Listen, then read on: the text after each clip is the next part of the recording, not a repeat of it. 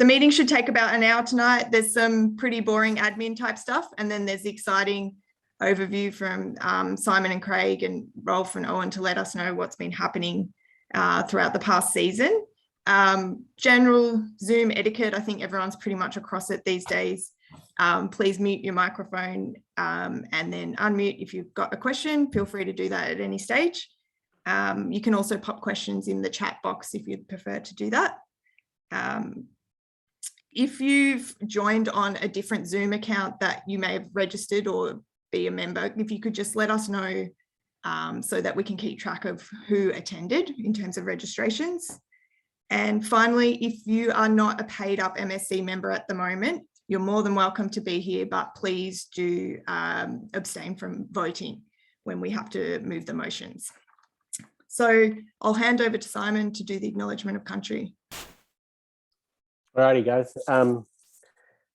We're here to respectfully acknowledge the traditional owners of the land on which we meet, recreate, party, and do all kinds of other stuff like sit in our hotel rooms or in our apartments or in our houses for weeks on end while we struggle through COVID. But regardless, the breadth of this is very broad. And my research is rigorous, but I'm going to contain it to the places in which we recreate. So moving south to north, that includes the Taungurung people of the range that we know as Bulla-Sterling and the people that lived around in that area, that language group. They mainly don't live around there now. And that land extends up to Mount Buffalo, which is contested between themselves and the Doodarowa. Doodarowa extend up the Ovens Valley, which is where I am, all the way up to where Rolf and Nez are. And that's where an arbitrary line hands over to the Yamatang. And on the other side of that range is the Gunakurnai people in Victoria. Now, they open the doors to other language nations to come and feast on moth, and the breadth of that prospect is large, as did on the other side of the Murray, the Ngarigo people also welcomed people from far and wide to come and feast on moth in summer, and they didn't tango with winter. That was just the reality. So they're the places that we recreate. They're the people that we have never ceded sovereignty, and we need treaty. There you go. That's it. Thanks, Simon. So first up, we just need to touch base on the previous AGM's minutes. Everyone should have got a copy of those with their Zoom link. So did anyone want to raise anything from the previous minutes? Did they see any errors, omissions, or issues with them? If you could just unmute yourself and let us know now. Cool. So we need to move a motion to approve the 2020 AGM minutes. Who would like to move that first? I can move that because I'm not. Yep, Simon. And would anyone like to second? Yeah, seconded. Thanks. Who was that? Danny. Danny, Foster. thanks, Danny. Cool. And in terms of business arising from the previous minutes, the main thing was that we had an action to change the name from Mountain Sports Collective to Mountain Safety Collective. As you'd all be aware, we took those steps, some of them still in progress, but the name has officially changed. So that was all picked up from the previous minutes and was the main action. So I will now hand over to Craig and Simon and Rolf to run through our president's report and season review. Excuse me. Thanks, Tarshi, and thanks again, everyone, for coming tonight and showing your support. This report is really aimed at summarizing some of the key events that happened this past season. And whilst not without its challenges, I think 2021 has been a great season for the MSC, and there are a lot of positive things in the works and coming down the tracks. So I thought we could kind of look at this past season. If you can just go back one, sorry, Tashi. Look at this past season in that chronological order. and highlight some of the key events that happened over the winter, and discuss some of the wins and also some of the challenges that we faced. And you can see here the outline of things that I'm going to discuss, but like Tashi said, also Simon and Rolf are going to jump in. So let's get into it. Thanks, Tash.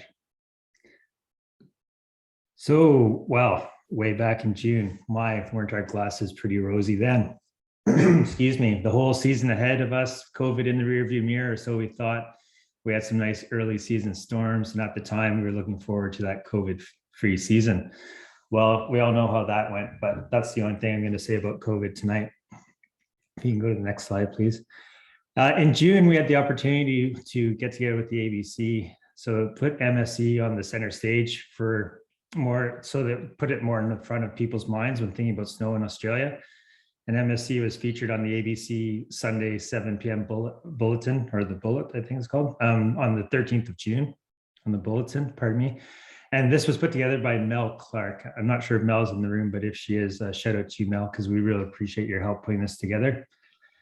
And also, along with the 7 p.m. bulletin, Mel put together an online article called Out of Bounds, which you see here. And these articles together had fantastic reach. The 7 p.m. bulletin alone reached well over 600,000 people. And this online article that you see here, Out of Bounds, was viewed by over 80,000 people. And I also think it's important to note that this article, people spent on average around 5 minutes reading it, which is an exceptionally long time when it comes to this media type. So as a result, we did see a lot more engagement with the MSC this year as in years past. And Simon and Ez will kind of dig into that when they discuss the website traffic and the annual membership. But anyway, overall, a great way to start the season. So the second thing that happened in June was we launched a QR code. And I'm going to hand it over to Simon for this next little section to talk about the QR code. Yeah, the QR code, it was actually an initiative born unto us by Parks Victoria, Craig Hall, who we work with closely, who said, is there any chance that we could direct traffic from the trailhead to your website via a QR code? And I was like, give me 10 minutes, I'm pretty sure. And then from there, we've got the QR code and they tested it and it worked. And then the Parks guys went and put them out on, I think, 12 different locations, sort of key trailheads. Some of the weirder, more remote places weren't covered, but pretty much every significant junction and trailhead that was leading into the national park, be that from resorts or be that from just the end of the road, had our QR code. And it was really just an interesting experience. So, oh yeah, go for it, Tashi, because that was 250 or 225 people scanned that. And, you know, from my perspective, having at that point, we were like working on publishing forecasts, and, you know, I'm at the local mechanics and he's bailed me up and he's like, oh yeah, my daughter, she's 19. She checks in with you guys every morning. I'm like, wow, okay, really got to make sure we nail this one. And I think that piece that Parks sort of initiated also speaks to that. Like, this is not the people in this room. This is not our crowd. This is genuine. This is public who are, you know, possibly the first time that they've ever engaged with us is simply via a QR code that they've scanned, and we've handed them the goods for the day. So that was a pretty exciting little project that happened. And we look to roll this out more extensively. I think we'll talk about that at the end. Yeah, no, thanks, Simon. Yeah, as Simon said, so that QR code was focused in Victoria early on. And then we did have it in different locations in New South Wales around Jindabyne, and we do intend on getting it into more locations for next season. So if you have any suggestions where you'd like to see it, please let us know after the meeting tonight or in the future. So moving on to July, as you can see, there are a lot of things happening. I'm going to elaborate on the first couple of bullet points in a minute, and because we had several operational changes that I think helped the way we operate as an organization, that I'd like to share with you. And then also MSC also engaged with some website developers who created, excuse me, created a forecasting app or a widget that Simon's going to take us through. And like Rolf alluded to, for some of you that were here early in the introductions, the first ever avalanche training center in Australia, which is awesome. And I'm looking forward to hear what Rolf has to tell us about that. I think it was very successful by all accounts. And then lastly, in July, Simon's going to take us through a bit of a case study. The 4th of July, hence the name, the Independence Day cycle, and what our lessons learned from that cycle were and the outcomes from this event. So operationally, MSC took our record keeping to the cloud. Previously, as in last season, the daily workflow was on my computer. I was just using Word and Excel to keep track of things. And although that worked well for just me, when it came to having others within the MSC, like Simon or Luca or Alex Snickers, going through their daily workflow and inputting their information, it just became apparent that having a cloud-based system would be the best. So this also allowed for various commercial operations in Victoria and New South Wales to input their information as well, which was good.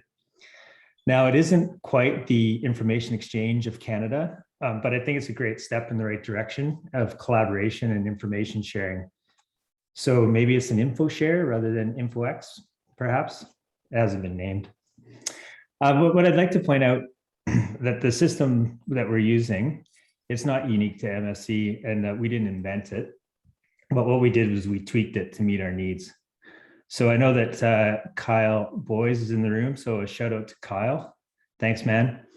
Kyle does some field work for the MSC, and he also brought a similar system to Alpine Access Australia for their record keeping and operational communications. So I took Kyle's work and then tweaked it for what our needs were in the MSC. And I guess while I'm on to the shout outs, I want to take a moment to say that without the help of the community, or the collective, if you will, what we do wouldn't be possible. It's really great. So many people have gotten on board this year and shown support in a variety of ways. And I think it's awesome that they believe in the importance of public safety and having this reliable public backcountry conditions report. And look, there is a long list of people that we owe thanks to. I won't be able to thank everybody, but I do want to give a special mention to 2 of the commercial operators who made a difference in 2021. First, the team at Mount Hotham, who embraced the MSC national database and entered copious amounts of data over the season regarding the weather, the snowpack, and the avalanche conditions. So, thank you all, appreciate it. And also, secondly, I'd like to give a big thanks to Alpine Access Australia. Dave and Pete, I know you're in the room. Thank you both. Can't thank you guys enough together. Those 2 last season completed over 25 afternoon field reports, which added great value to the operation and the MSC. And this was also in addition of the many other ways that they've shown us support over the years. So thanks again, great contribution. And like I said, there's lots of people that are helping out and you're in this room. Thanks for your support. So that's it for the record keeping. And if you go back 1 slide, the other thing I wanted to talk about just quickly was this field team communications. We kind of put it in place because last year the communications within the field was kind of loosey-goosey, it's pretty loose. And we wanted to take the information and kind of streamline it. So what we did was we basically used Messenger and we set up a Victorian observations team and a New South Wales observation team. And we ended up with having about 15 members in each group. And this group or these groups consisted of mostly patrollers, guides, and educators. Folks with good skills passing on relevant information. Having everyone on Messenger helped streamline that information sharing and kept everyone in the loop of what was going on out there. And importantly, all that information was feeding right into the system for the purpose of creating those public backcountry condition reports. Also, the other thing is I could share where my knowledge gaps were and ask for targeted information. So we'll keep this running in 2022 and it will augment the MSC observation team that we hope to put in place next year. And that takes us to the forecasting app. We can stay on this slide and the backend developments. So from a user perspective, the way the daily condition report looked at the website this year changed slightly. We did receive feedback from the public about the look of the widget and received some suggestions of how to make it easier to find or how to use it when so we tried to incorporate those things. But the big change was actually in the back end of the reporting. It was how MSC created the daily reports. So this platform was just a lot more user-friendly. It made it way easier for the operations team to report each day. And Simon's going to take us through this new MSC tool. Thanks, Simon. Yeah, I think anyone who's worked at the back end of MSC will have this year felt like they had their life given back to them, because the amount of time that having a piece of bespoke technology that meant that you didn't have to manually wrangle graphics onto a page was incredible. This came out of a planning meeting that we had back in February, I think, as being an initiative that's probably well worth investing in. And luckily, I lucked on a developer who had spare time and was really good, and they turned it around. Originally, they had 2 weeks. It took them 3 weeks, but that was live July 1. We started using this tool, and what it did was it really sort of solidified the stuff that you're seeing on your screen now, where it was like, okay, by the time you're getting to the pointy end of telling a developer what you want to tell the people, you really got to have your words straight, because they're going to interrogate everything that you're telling them we're going to tell the people, which was great. So that ended up coming back to this Australian Mountain Hazards profile effectively, which is on the website, so you guys can read this at your leisure. Again, we didn't invent much. We just sort of stole a lot of the user experience off our learned friends in Canada. My son's just finished a board game, but we'll get back to that later. Sorry, bud, give us a minute. Okay, come and show all these people your board game map. Sweet. Give us half a.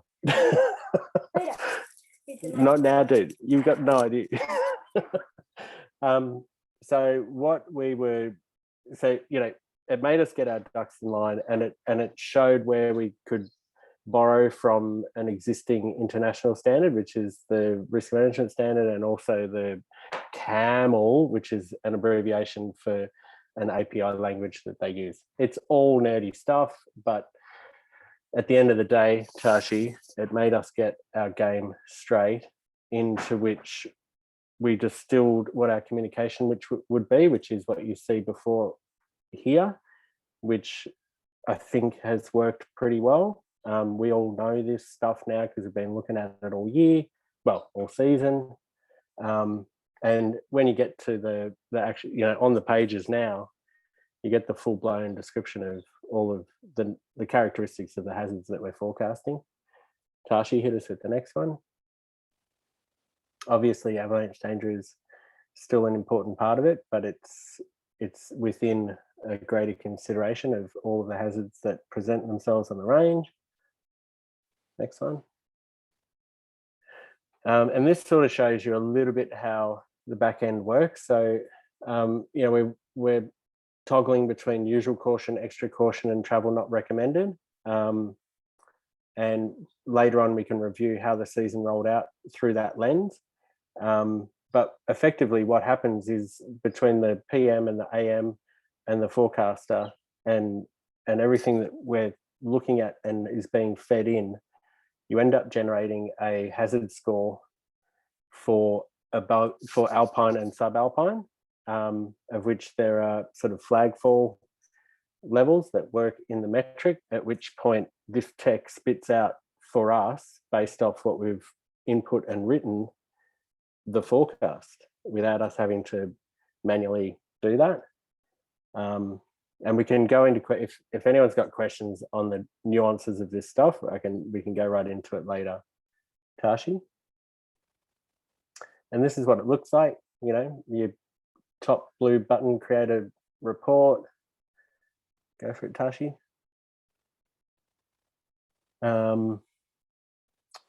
And then once you get in there, it's this simple, guys. We just go through and tick the boxes that we've processed. Now, obviously, there's paperwork that comes before the point at which you sit down and do this. And it's all very familiar because it's very similar to what you see on the front end. Yeah, go Tash. And then this is what goes out on the actual web page, which is accessed via the widget, which I think is the next slide. Oh no, sorry, out of order. That's still inside the tool. Yeah, go to the next page. So for example, that is one form, which is a static form, which is what we're at now and will be until the end of October in the main range. I don't reckon there's much snow left in Victoria. Go to the next one, Tashi, thanks. Oh, sorry, we don't have the widget in there. That's funny. But the widget is the bit that we've been looking at that you see on the website when you look. That's funny. The developer's calling you right now. Just have to push him off. But the widget itself, we started off with was just main range, dividing range, and front range, and it looked awesome. But people didn't realize that it was the forecast, so we stripped it back and made it look a lot more like what you see here, where it's just like really straightforward, really simple, really clear. And interestingly, yeah, the traffic picked up, so people recognized it. I'm not sure what is next, Tashi. Okay, so then within this, what you see before you here is the dividing range, the front range, and the main range. And for anyone who's not familiar with, dividing range is basically bogong, feathertop, and everything in that vicinity. Front range is bawbaw, sterling, bogong, which is a huge area, but it's also so low lying that it shares distinct similarities with, there's a correlation across that, which is that it's always icy or raining. And then obviously the main range, which is a far more compact area when you actually compare it, is New South Wales. And when I look at this is this season. Craig put this together just a couple of days ago. I was looking at it, I was like, well, that's about right. You know, like you sort of expect for good days to be equal to absolute shockers and everything else in between to be extra caution in the Alpine of a season on an average. And you would also expect that more days are going to be usual caution in the subalpine than not. And yeah, because that's where you do end up spending. I've spent a lot of time there this season, and these pie charts kind of reflect that.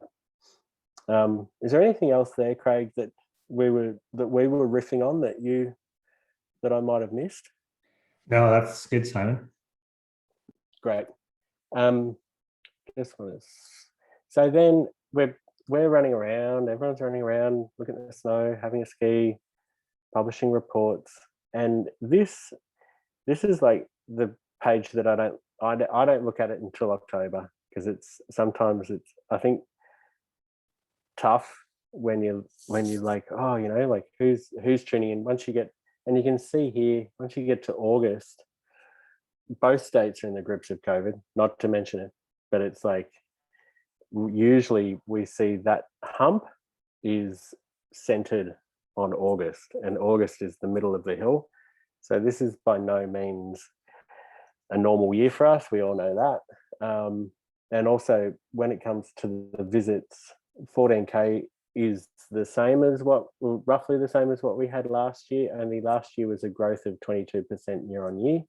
Whereas even though there's so many more people accessing the backcountry, I've also got a suspicion that a lot of people who were in lockdown were not even taunting themselves by looking at the backcountry forecast, because it was just not cool. It was torture. So interesting times, you know, unprecedented. But I still feel positive about that traffic. People are finding us. They're finding the Safety Collective. You know, they know that motion that was moved worked, and it must be grippier than sports. So that's a happy thing, you know. there's a lot of traffic. If you go back, Tashi, just one, can we go back to the page? There's 41,000 individual page views, and that's coming off that unique visitors, which is 8,500, and that figure's grown by 2,000 people in the last 2 seasons. So that alone tells you what we all know, which is that there are a hell of a lot more people getting out there. And 41,000 page views is not to be scoffed at. That's a lot of people going, oh, they reckon it's not recommended. You know, I always have this vision in my mind of, you know, frothing guy, super keen, and his girlfriend pulls the app out and goes, MSC says not recommended today, baby. Maybe we shouldn't go out. and that's where I see those 41,000 page views. A lot of people are checking in to see, just get a second opinion, you know. Yeah, I think that is me for that section. Cheers. Just had a quick question there, Simon, from Sam about, do we know where that traffic's coming from, or where they're based? By state?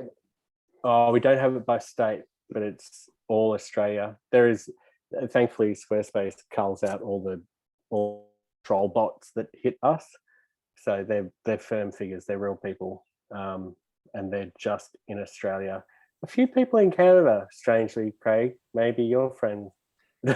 Yeah, and there's some folks checking in on, they appreciate what we're doing over here. But thanks, Simon, that's great. I'd like to pass it over to Rolf, who's going to discuss the one and only first of its kind in Australia, the Avalanche Training Center.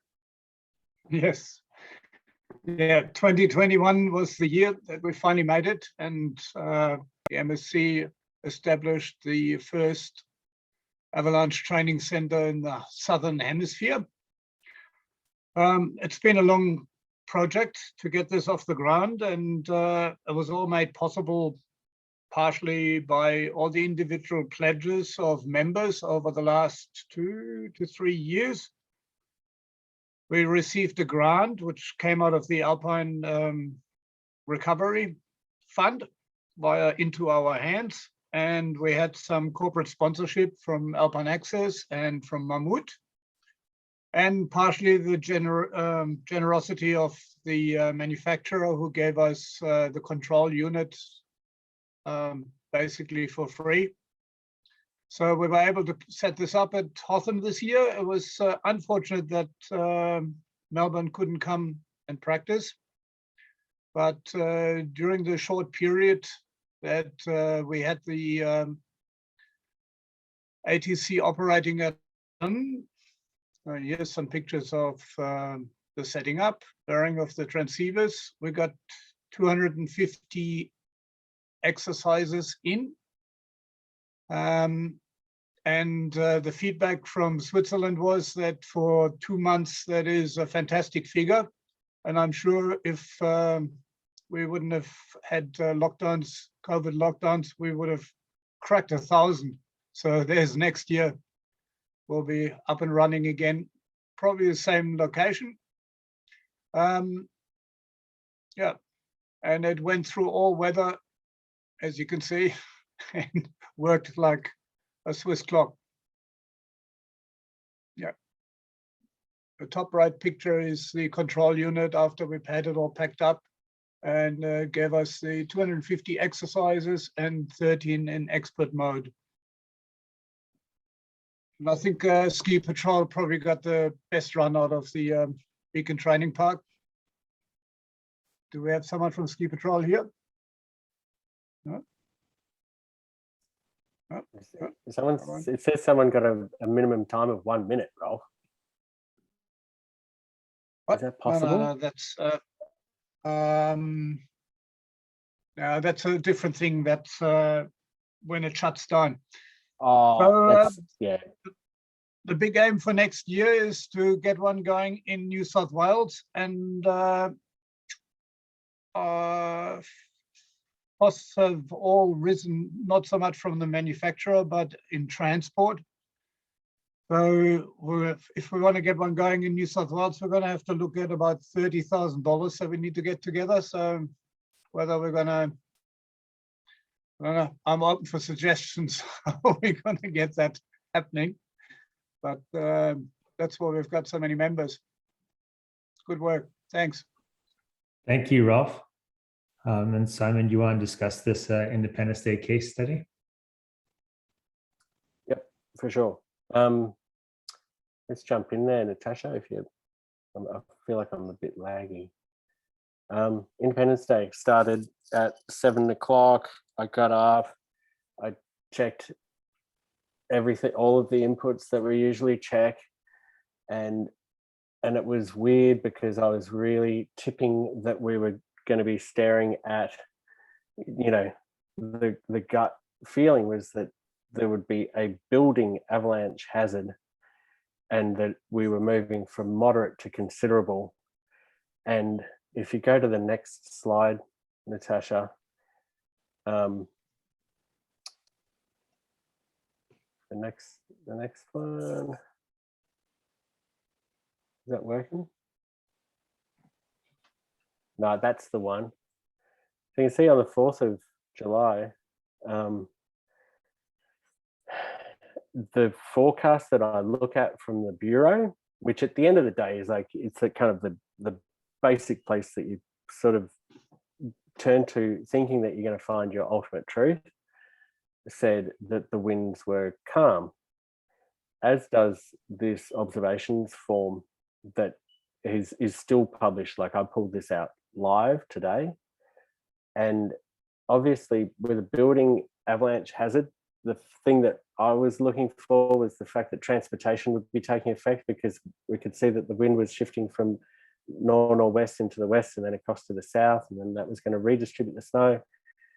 And that's exactly what Bill said at 10 o'clock after he filled out the national observations form. This is Bill Barker up at Ski Patrol, at which point he's hot on the phone and he's like, Simo, what is going on? You're wrong. There's already been a burial, partial burial, avalanche involvement. And I was like, I know, I'm just driving past Diamond Tree in a car park right now and it's howling. How on earth can the Bureau be that wrong? And I sort of, and I've talked to a few people about it, and I feel like, so this is the written forecast. This is actually the written forecast that you can look at. And it literally said that the wind was calm.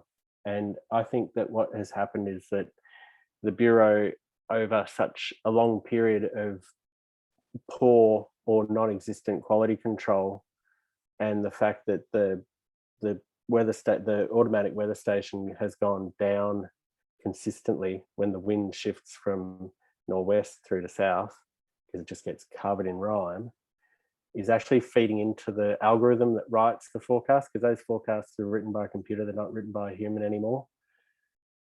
So then, okay, we were wrong. It was avalanche danger was considerable. You know, human triggered avalanche is likely.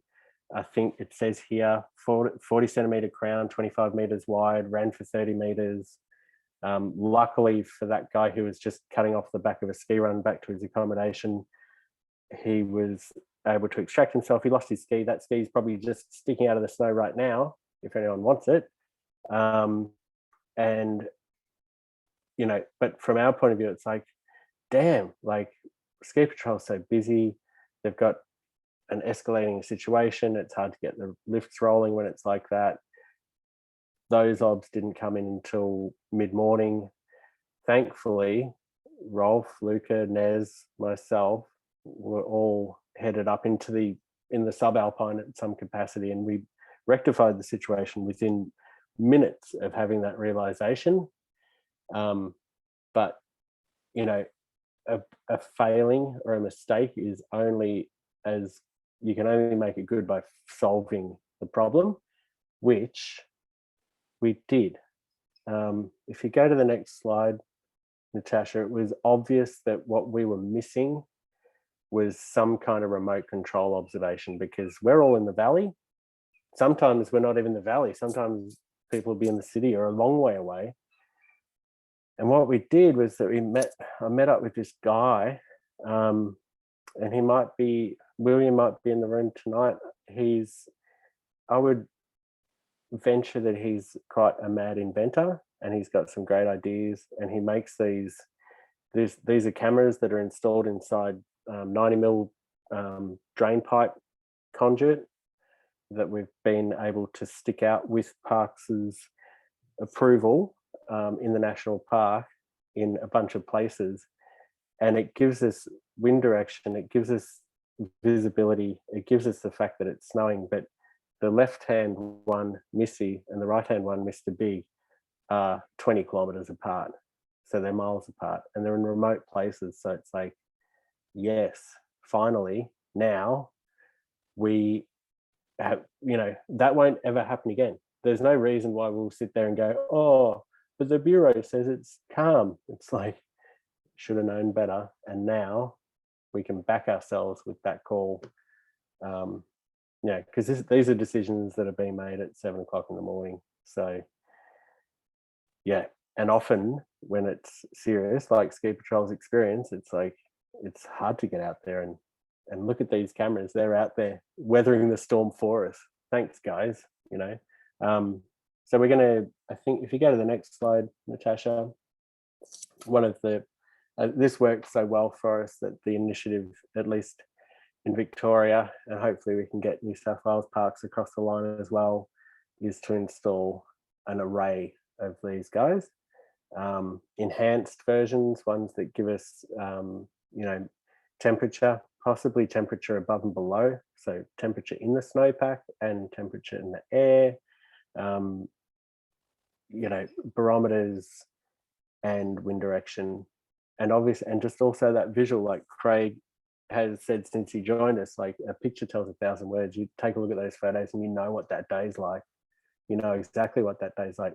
Interestingly, when it blows from the southeast though, sometimes or if it's coming from the northwest camera's just socked in and you can't see anything, and the southeast camera's bluebird.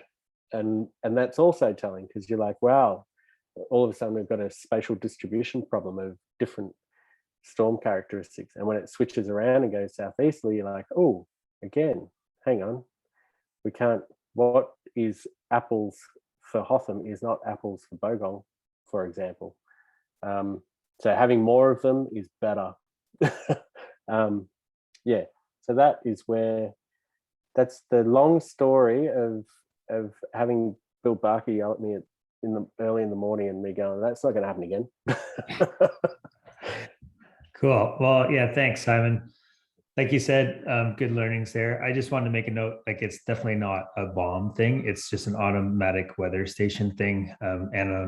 The remote weather stations have their nuances, they have their challenges, and that's why it's always really important to go out and validate your forecast, and sometimes mistakes happen. So I think those weather cameras that we have in place in Victoria are gold.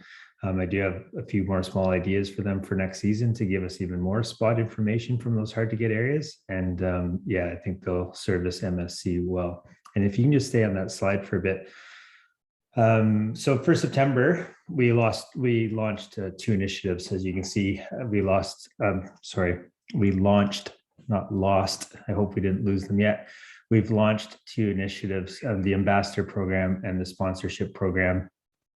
So firstly, the ambassador program, if you can go to the next slide. Look, this is in its infancy. We think that having ambassadors is a great way to amplify the MSC message and help drive awareness and traffic to the website, and ultimately get more public seeing our message. We're being really strategic about the people we approach. And of course, our goal is to cover a wide swath of the sector, if you will, so that we can get as many different user groups and types are reached as possible.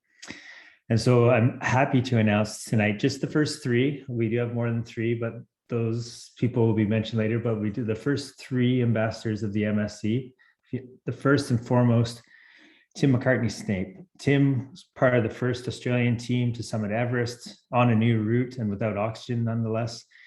He's remained a committed adventurer and recreationalist and has never stopped climbing and skiing. He's been a supporter of the Mountain Safety Collective since our early days, and it's a great honor to have Tim as our founding ambassador. Our second ambassador is Alex Parsons, who's in the room. Hey, Alex. Alex's career, she actually started off as a creative writer before the lure of the mountains took her away from her desk in Sydney and to snowboard the world. Alex is now the head guide of Threadbow's backcountry tours, and she also contributes content to a range of snow-focused publications. Look, she's a committed backcountry professional, an exceptional communicator, and we're excited to welcome Alex. So thanks, Alex. Thank you so much. Yeah, it's nice having you. Thirdly is Mr. Drew Holwicks, and Drew is down in the Hotham area.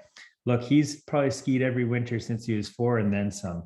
He's been a racer, jibber, professional free skier.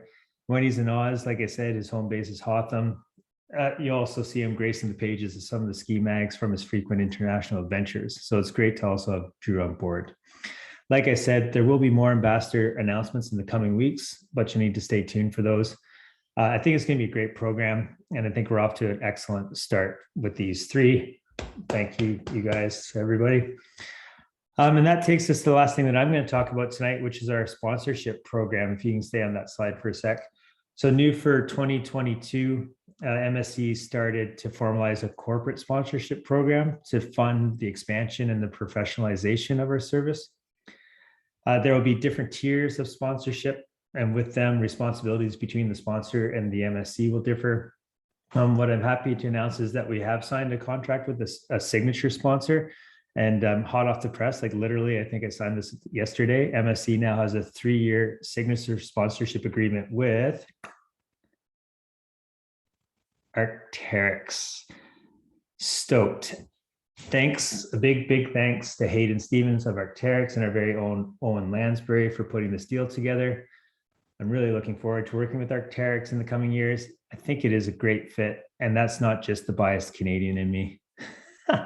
They're an awesome company, and I'm really happy to have their support for the next 3 years. And so with that, I believe I am passing the mic over to Narelle, or sorry, back to Natasha. Yeah, yep. So Okay. Thanks for the President's report, guys. We just need to move a motion to accept the President's report. So I'm happy to move that if somebody wants to second it.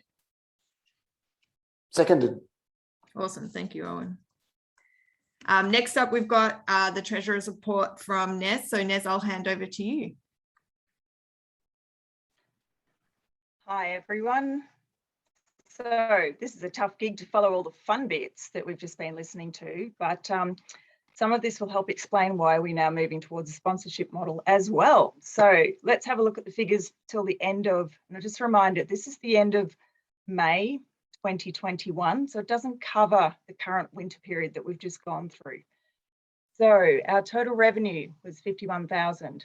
A lot of that was made up of our memberships, and without you, we wouldn't be here. So a big thank you to all of our members, and many of you have come back again for this financial year. So that's really important to us.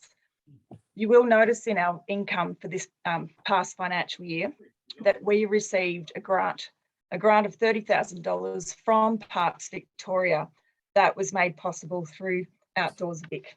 And without that continued support, we would really struggle to be able to provide the type of service that we are offering today. As you can see, the service has increased every year that we've been up and running. We've been making the service better and better. So without that kind of grant, we just wouldn't be able to continue to offer an awesome service and grow on that.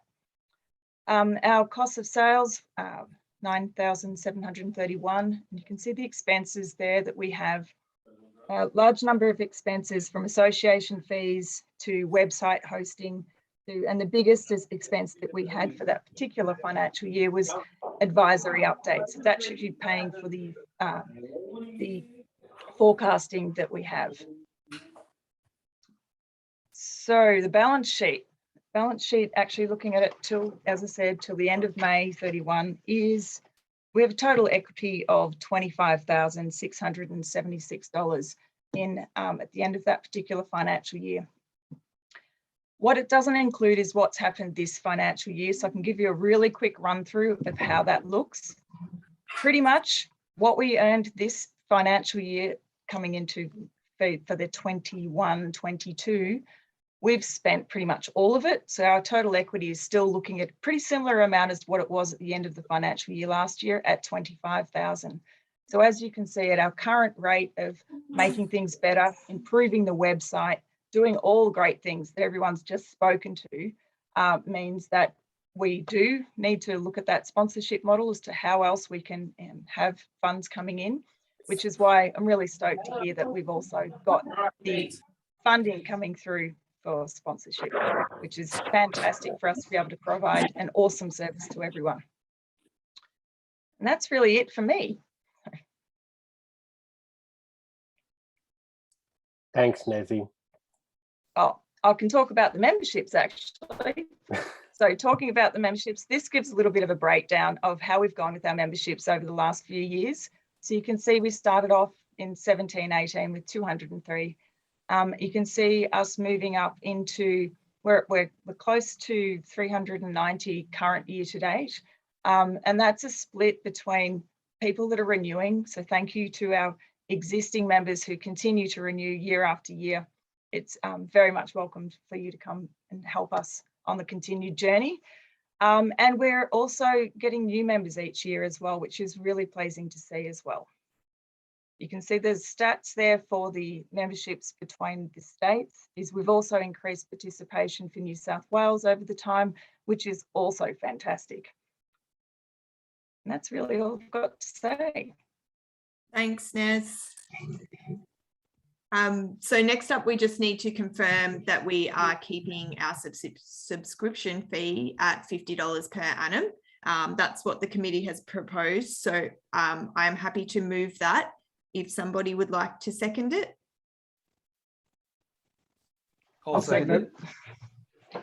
I got two people at once. Who was that? James Rams. James? Yeah, I'll Thank second you, it. James. No worries. And, you know, we're also happy to hear throughout the year if people feel like this annual subscription fee is too low or too high. That's something we're happy to hear feedback on throughout the year. Next up is to confirm the committee moving forward into the 2022 season. So we had 3 nominations for open positions. As you may remember from last AGM, at each AGM, essentially half the official committee positions are made vacant. So that's 3 each year. So this year we had Owen nominate, which is fantastic as Owen had been helping us out since Peter had resigned earlier in the year. We've also got Rolf stepping back up into an official committee position and myself nominating again, as the role of secretary is no one's favourite. So quite often it's left vacant. So that because we only had 3 nominations, that leaves us not needing to do a ballot.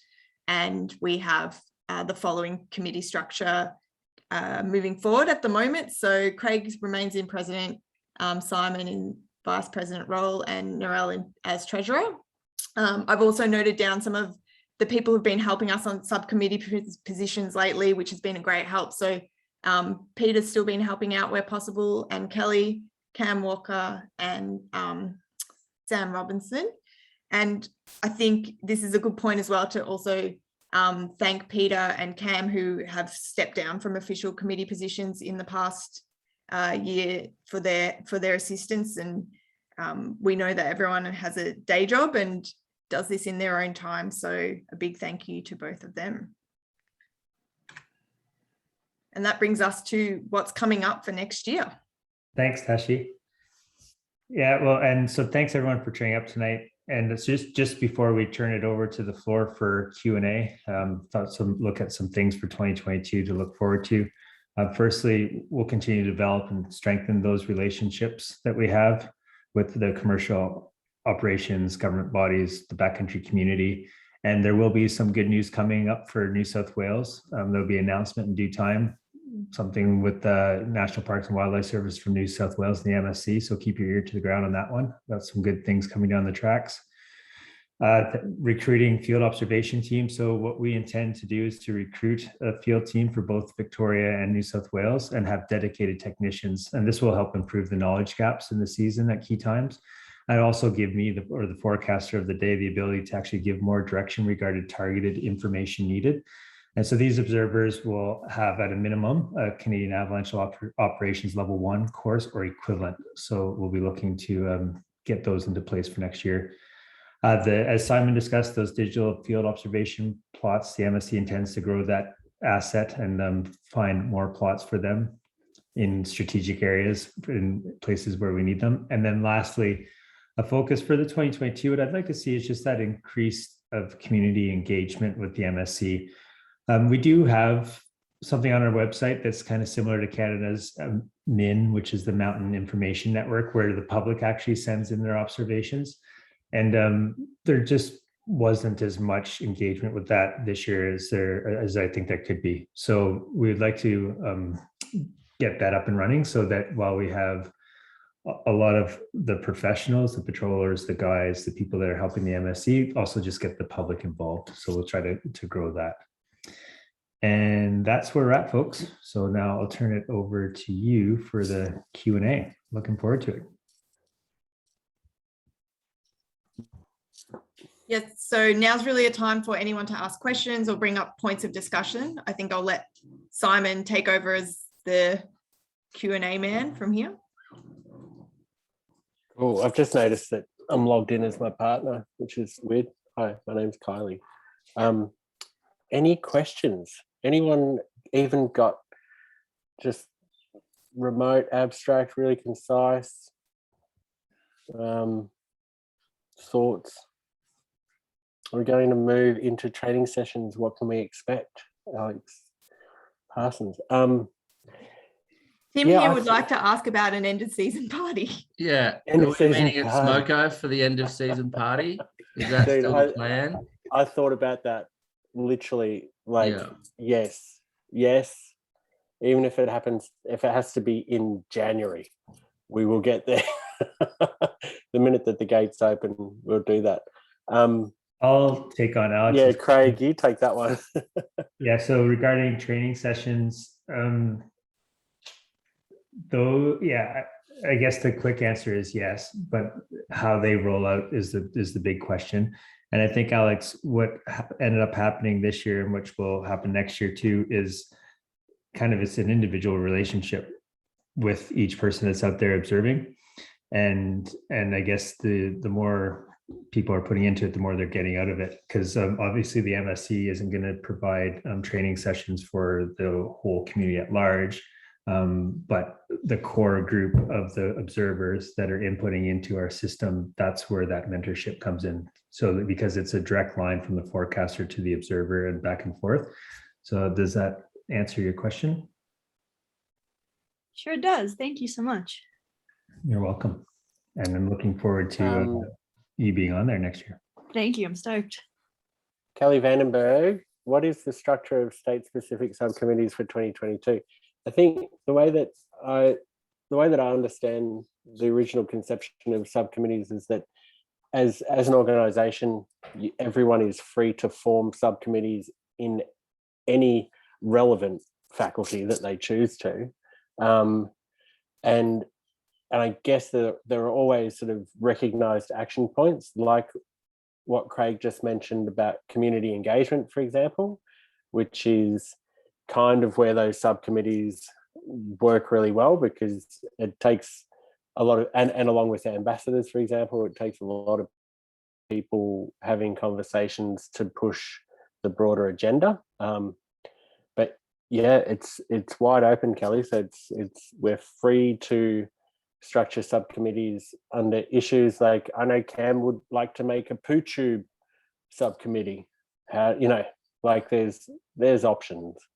Because I think the original, like I was sort of pulled in this year actually, which, wasn't really a great year because of COVID, but, originally the whole idea of the Victorian subcommittee was to engage more people, and we were going to have social nights and things. So I guess, is that going to continue and move forward into 2022? Absolutely. I feel like there's a lot of momentum behind doing information nights, and it feels like some of them are going to be co-branded along with Arcturix now. Just good relevant stuff in the lead up to the season, and then even afterwards, like what we're doing now. Like we had a lot set up for this season, but we couldn't roll it out because of the limitations. Yeah, that sounds. Let's not mention a backcountry festival either while we're at it, Kelly. No, don't mention it.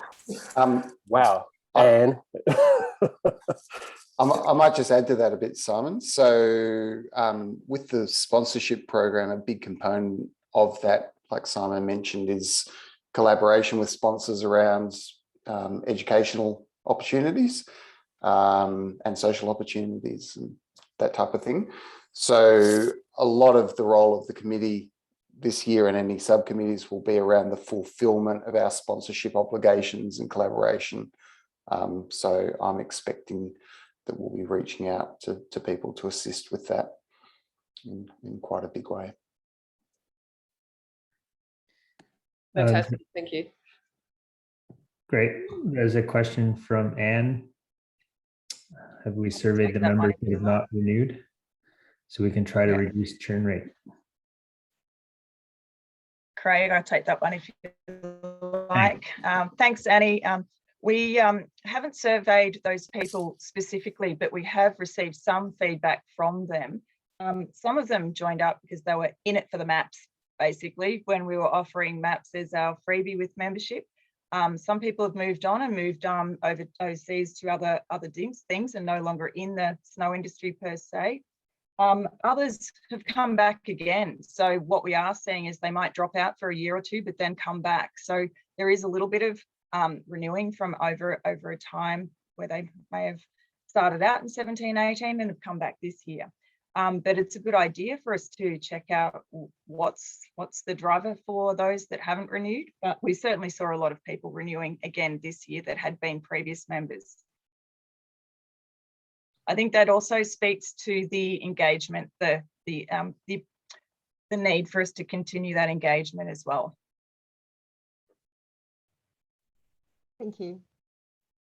I'll just add one last thing about the memberships too, and because Nez, you made me think of it when you mentioned the maps, is that one of the benefits of having that corporate sponsorship and the relationship with Arc'teryx is that will then also have knock-on effects to the membership. So the members who are signing up in the future can look to have some perks in that way from Arc'teryx without getting into the specifics at this time.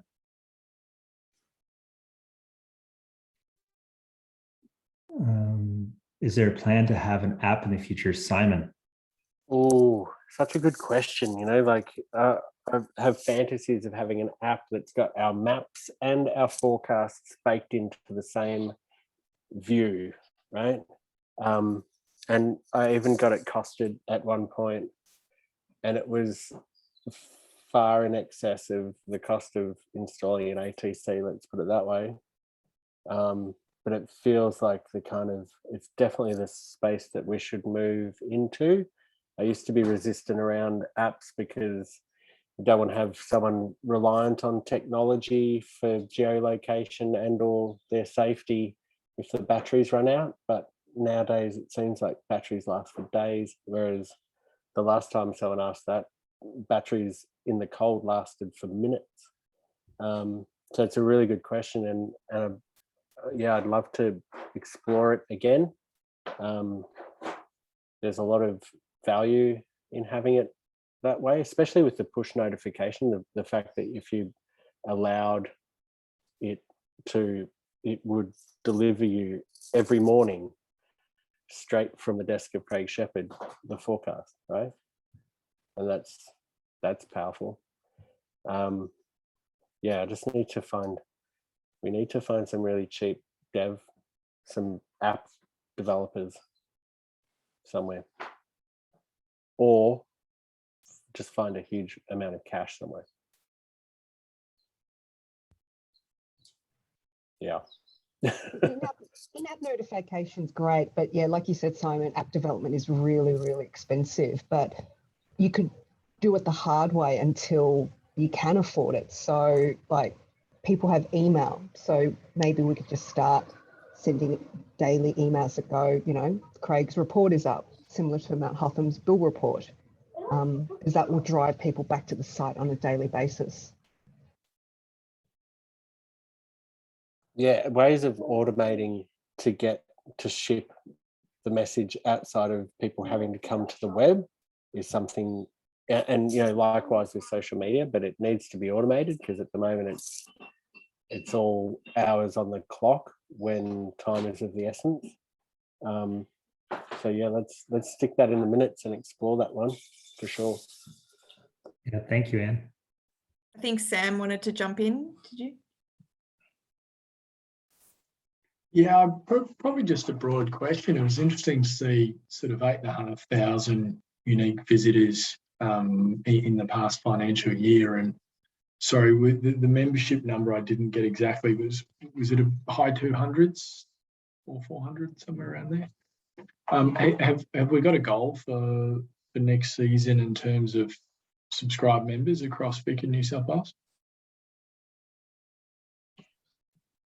Hi, Sam. Our current membership is at about 387. Our goal is always to have as many as we can.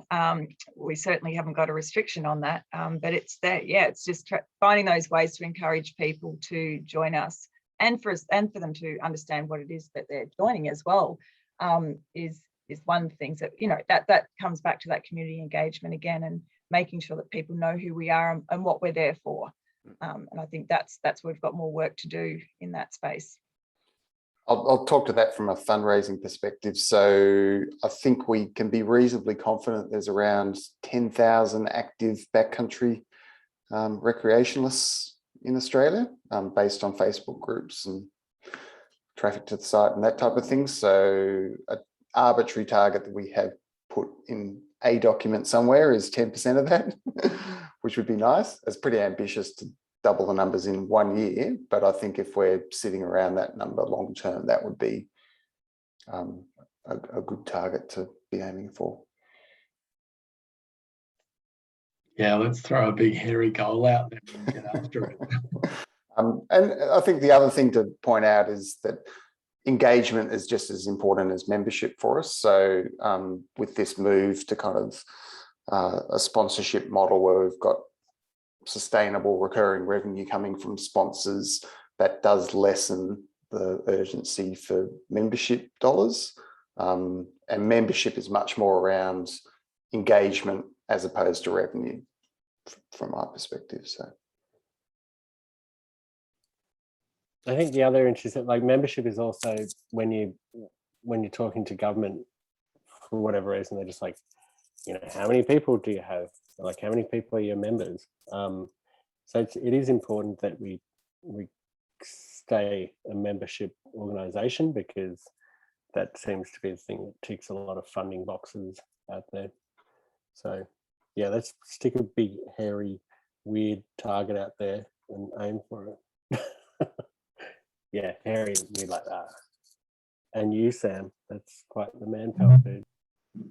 I only feel like mini-me in comparison with this beard.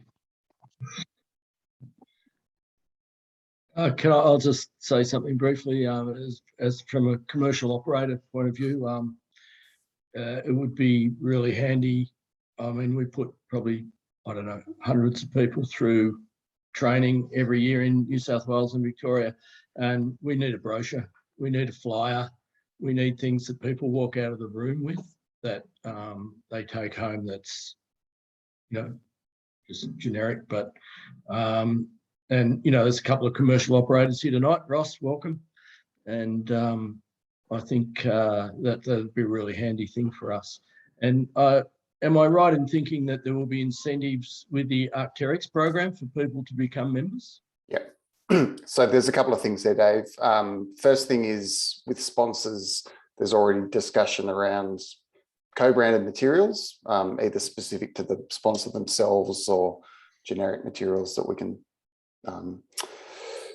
deliver to whoever wants them. And that might be things like brochures, it might be point of sale displays, like we've kind of got in a kind of nascent state with the QR codes at the moment. So that's definitely underway.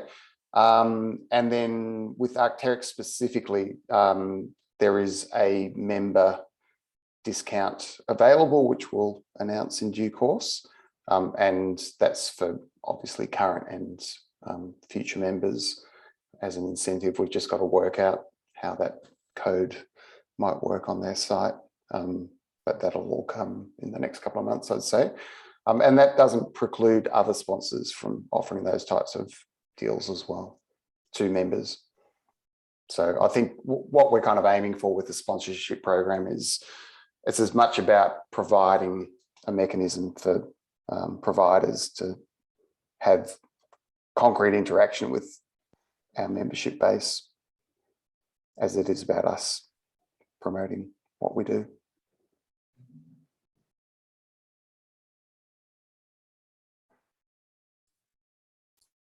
Cool. So there's just a couple other questions that have come through.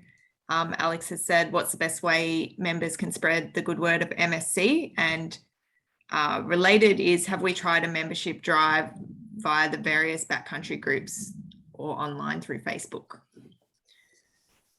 Oh, it's tricky, isn't it?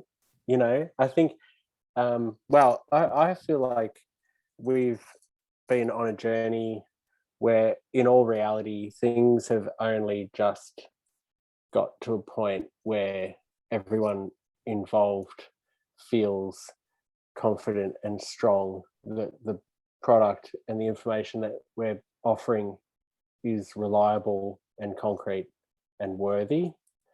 So I would, you know, why haven't we before? And it's like, I don't know, I've felt like we were incumbent, like people would go and state that case and jump in on Facebook on our behalf as members and be like, oh, you know, check out Facebook, check out MSC on Facebook and do links and stuff. And we haven't actually done the beat the drum, join MSC, you know, yet. Because it just, yeah, it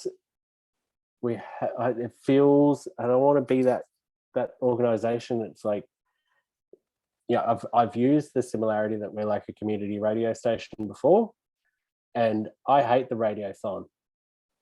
I'd rather be a member without having to put up with the radiothon part of it. But you're right, we probably do need to just actually light a fire under it and tell people more about what we do, why we do it, and who's doing it, and how it lives. So. I think that's probably what you're thinking about, Craig, isn't it? When you get to the community outreach part, that's a big part.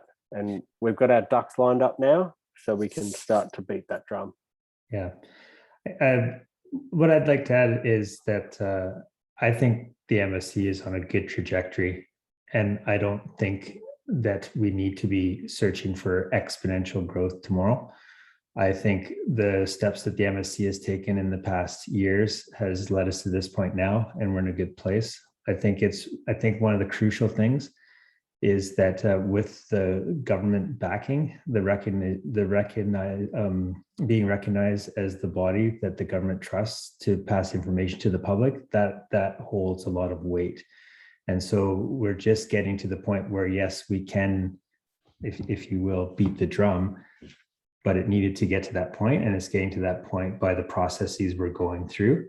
And we need to make sure that we're still making the best reports we can with the best methods that we can. And like I keep saying, that takes this whole community too, right? So I definitely would love to see the membership increase, but it has to just go through this growth. Canada, you know, it took years and years and years, decades for it to get to where it is, and so we're going in the right direction, I think.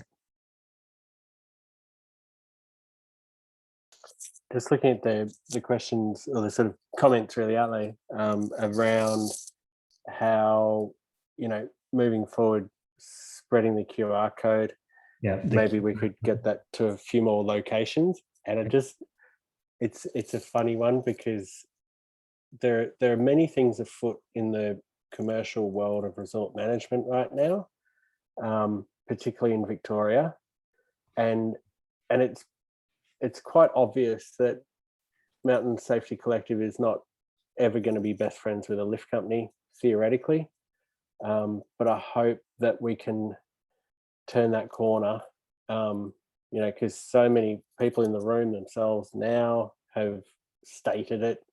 And why not? Like, why can't you have the QR code on the back of the chairlift, for example? Like, that's the spot that I always think of. It's like, oh, you know, cut a few laps of the resort and then I might scooch over the back for another couple of turns. It'd be fun to see the QR code on the chairlift.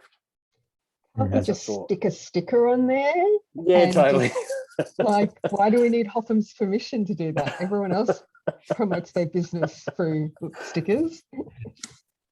Yeah, well, that might not be the trusted advice footing that we want to be perceived on, but yeah, more like the kind of guerrilla safety platform, which we kind of have been for a long time. Yeah. Any other thoughts from other people in the room on that? Because Sam's I know got his hand up. there's people with experience within resort management right here, right now. Yeah, I might jump in on that. You know, it's a really interesting space, right? Because in some lens, a historical lens, you know, this is encouraging people to do something other than a resort. But realistically, every skier or boarder's got a resort where they go and introduce people to the sport or go and connect with friends and that. So I think it's really important for us to have a foundational relationship with the resorts, and there's an appetite. There's definitely an appetite, having worked resort side. There's an appetite for it, and I think there's an opportunity for us to engage well and make sure that it's benefiting both. You know, having a sort of us and them doesn't help anyone on this journey. So yeah. And to be fair, all the resorts that I've talked to in Australia have welcomed me and had discussions, and there's definitely varying levels of support and being proactive support, I would say. I think there's passive support there. I didn't have any there's no negative ill will from any of the resorts that I talked to.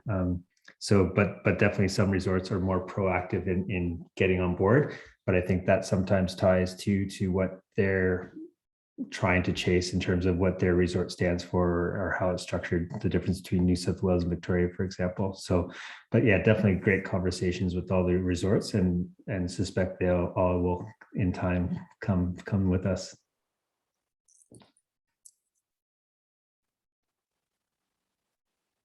Well, I'm just navigating. There's a lot of support out there, guys. It's great.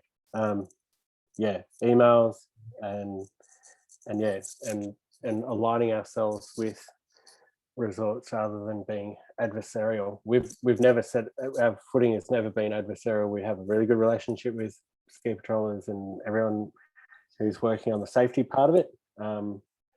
And you know, through the association with the Backcountry Festival at Hotham, for example, we have a good relationship with the resort management there too. From a marketing point of view. So I think, yeah, we just need to keep knocking on the door and just, it's all about the love, you know. You can, for me, I'm unique. I've only got about 20 days of riding a lift in me in a season before I can't help but I have to wander. And for other people, it might be lower or higher, but they're two activities that take place in the same location. So yeah, it's a missed opportunity if we don't. Yeah. It will also be very nice when we can travel freely from each other's states. And that will also help with some of these face-to-face conversations and engagements and stuff. So it's been a tricky 2 years, last season and this season for sure, in a lot of ways for a lot of people. Yeah, you guys have still got snow. I would love to come and visit the main range right now. It's real. It's on. It's on. It's snowing. It's snowing at the end of the week. It's on, guys. It's back on. Okay, cool. I'll see you.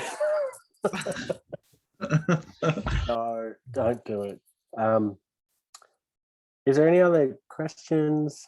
Matt Burr, yep, tick, digital dev, got that. It just sounds like everyone's got a very positive accord, which is a great way to end the evening. Any other comments? Any other questions that you want to level at us now? Cool. We No. wrap it up there. And I just wanted to say a big thank you to everyone for joining, and also a big thank you to the committee, Craig, Nez, Simon, Rolf, Owen. Everyone's been putting in heaps of time lately to make the MSC ship sail, so to speak. So yeah, big thank you to everyone, and thanks for taking the time to join us tonight. And thanks to everyone who's been there in the wings in any capacity, digging, looking, thinking, emailing, sharing on internet, however it happens. It's really encouraging, and let's see more of it. So thanks, guys. Yeah, thank you. Thanks, everyone. Cheers. Signing off. Nice one. See you guys. Thanks very much. Thanks, everyone. Peace out. Thanks. Bye. Maybe.